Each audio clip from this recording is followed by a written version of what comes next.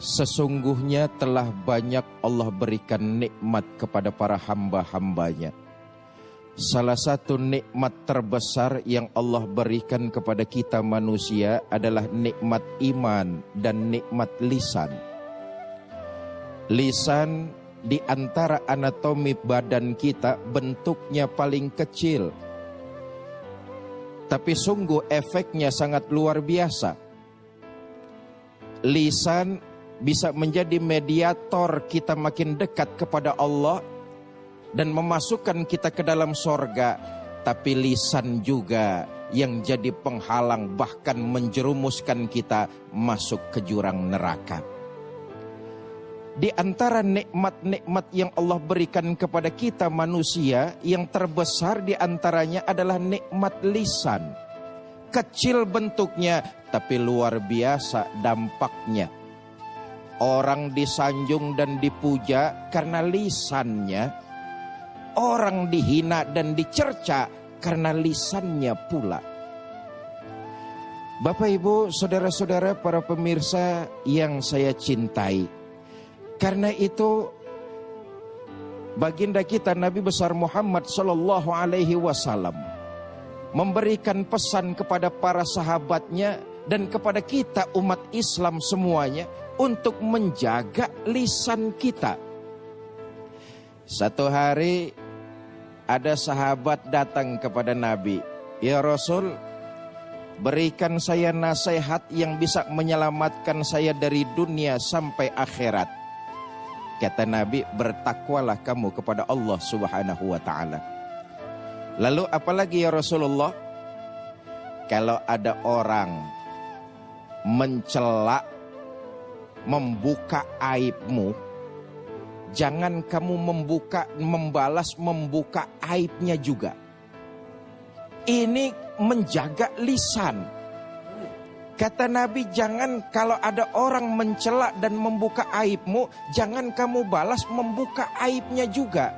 Jaga lisan kamu.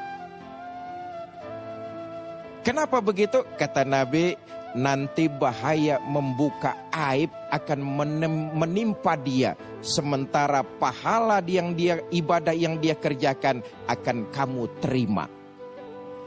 Karena itu betapa sangat luar biasa dampak dari bahaya lisan. Bukanlah seorang mukmin yang dengan lisannya ia berkata kotor, ia berkata keji, mencaci, mencela, mengutuk, bukan dianggap seorang mukmin yang keluar dari lisannya kata-kata yang keji. Saudara, kata-kata keji yang dilontarkan dari mulut kita bukan cuma sekedar mencela, bukan cuma sekedar mencaci, bukan cuma sekedar mengutuk, bukan cuma sekedar memaki. Tapi lebih dari itu, kata-kata yang dihasilkan dari lisan, perbuatan keji, fitnah di dalamnya. Itu disebabkan dari lisan. Sebab begini ya, lisan kita itu fungsinya adalah menyampaikan isi hati dan perasaan serta buah pikiran kita. Dengan komunikasi lisan, orang jadi tahu apa ide dan pemikiran kita. Karena itu Islam, baginda Nabi besar Muhammad sallallahu alaihi wasallam sangat menekankan kepada umat Islam menjaga lisannya. Perbuatan keji yang tadi saya katakan adalah diantaranya fitnah. Maka fitnah itu lebih kejam daripada pembunuhan. Kita lihat, pisau mampu membunuh orang cuma satu kali. Tapi perbuatan keji yang dilahirkan lewat lisan dengan yang bernama fitnah bisa membunuh orang berkali-kali. Itulah bahayanya dari lisan. Kalau pisau, senapan, samurai, golok cuma mampu membunuh satu kali. Tapi perbuatan lisan yang dilahirkan dari kalimat-kalimat kita mampu membunuh orang berkali-kali. Ini perbuatan keji. Tentu perbuatan keji yang diatasnamakan fitnah mungkin lebih banyak kaitannya dengan urusan dunia. Sehingga orang kalau udah urusan dunia nyaris menghalalkan segala cara. Tidak peduli menyakiti teman, tidak peduli menyakiti kawan. Fitnah terjadi di mana-mana. Untuk meraih satu jabatan di instansi misalnya, kawan jadi lawan. Untuk meraih jabatan di satu posisi departemen misalnya, musuh bisa jadi kawan. Apa yang terjadi? Menggunakan lisan, fitnah bertaburan kemana-mana. Cuma gara-gara mengincar satu jabatan, fitnah bergentayangan yang dihasilkan dari lisan. Dahulu ada orang tua bijak, punya anak, anaknya senang sekali, punya sifat pemarah, mengumbar hawa nafsu, emosi. Yang namanya marah, demen. Setiap kali emosinya meluap, marah. Dan marahnya tidak terkontrol, menyakiti orang lain dengan perkataannya, dengan lisannya. Satu hari ini anak dipanggil oleh bapaknya.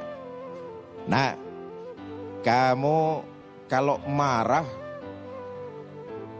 ucapan-ucapan kotor tidak terkontrol keluar dari mulutmu. Begini saja, setiap kali kamu marah, setiap kali kamu mencela, ambil paku, kamu tancapkan di belakang rumah kita. Itu ada pagar, kamu tancapkan di situ. Ini anak karena diperintah sama bapaknya, nurut. Setiap kali emosi, setiap kali marah, pagar rumahnya dia paku. Sehari puluhan kali dia marah, dia paku itu pagarnya. Sampai satu hari dia merenung, banyak juga paku yang saya tancapkan di pagar rumah saya. Dia menghadap ke bapaknya. Pak, pagar kita sudah penuh sama paku. Setiap kali saya marah, setiap kali saya emosi, setiap kali saya mengutarakan kata-kata kasar, saya ingat pesan bapak, saya paku pagar. Ternyata pagar kita ini sudah penuh dengan paku yang saya tancapkan. Kata bapaknya, ya sudah, sekarang kamu harus belajar mengendalikan hawa nafsu. Jangan kamu tekan emosi, sabar. Jangan memperturuti nafsu, apalagi berkata-kata kotor. Iyalah Pak, saya akan coba. Kata bapaknya begini, nah, kalau kamu sanggup menahan kesabaran, tiap kali kamu sabar, tiap kali kamu tahan emosimu, kamu cabut pagar paku yang ada di pagar kita itu satu. Baik Pak. Besok berhari-hari ini anak nahan sabar. Setiap kali emosi menggelegak di dalam dada. Lidah itu, mulutnya sudah gatal, ingin keluar kata-kata yang tidak pantas, dia tahan. Dan alhamdulillah atas pertolongan Allah berhasil.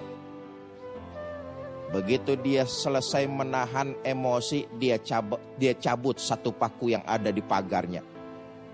Nanti begitu dia emosi lagi, dia tahan, dia cabut lagi. Lama-lama paku yang ada di pagarnya habis semua dicabutin.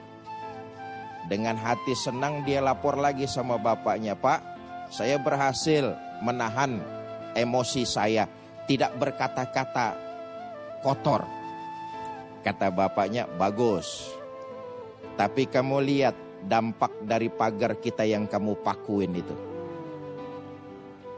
Kayu yang sudah dilobangi dengan paku, dia tidak akan bisa kembali semula. Itulah ucapan yang keluar dari mulut kita, nak. Begitu melukai hati orang lain, dia akan seperti lubang paku yang menancap, tidak akan bisa kembali lagi.